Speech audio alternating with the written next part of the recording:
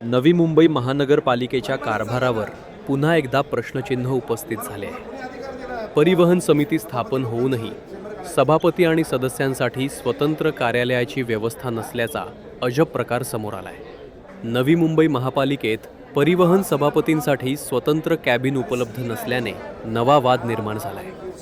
समिती स्थापन होऊनही सभापतींना बसण्यासाठी योग्य जागा देण्यात आलेली नसल्याने ते नेमके कुठे बसणार असा प्रश्न उपस्थित होत आहे। या पार्श्वभूमीवर माजी खासदार संजीव नाईक यांनी महापालिका प्रशासनावर जोरदार टीका करत नाराजी व्यक्त केली।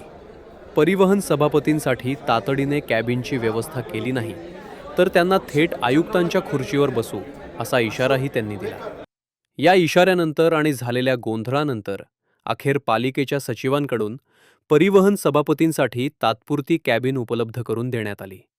दरम्यान शहरातील बस सेवा आणि वाहतूक व्यवस्थेचे नियोजन करणाऱ्या या महत्त्वाच्या पदासाठी स्वतंत्र कॅबिन नसणे ही गंभीर बाब असल्याची प्रतिक्रिया व्यक्त होत असून महापालिका प्रशासनाच्या नियोजनावर पुन्हा प्रश्नचिन्ह निर्माण झाले आहे। हलगर्जीपणा, निष्काळजीपणा प्रशासनाचा आहे आणि यापुढे प्रशासनानं ही मागे आम्ही सांगितलेलं आहे। माझं म्हणणं आहे की प्रशासनानं वेळेतच या सर्व गोष्टी दुरुस्त कराव्यात अशी जनतेच्या वतीने आम्ही त्यांना विनंती करतो। केबिन पालिकेतच असते।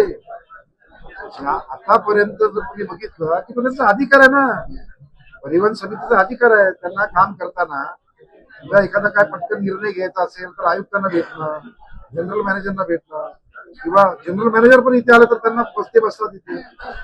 तर मग परिवहनला नको आणि इथे जे परिवारचे सदस्य त्यांना नको, हा त्यांचा अधिकार आहे, घटनेने दिलेला अधिकार आहे, तो मिळालाच पाहिजे असं ठाम मत आमचं।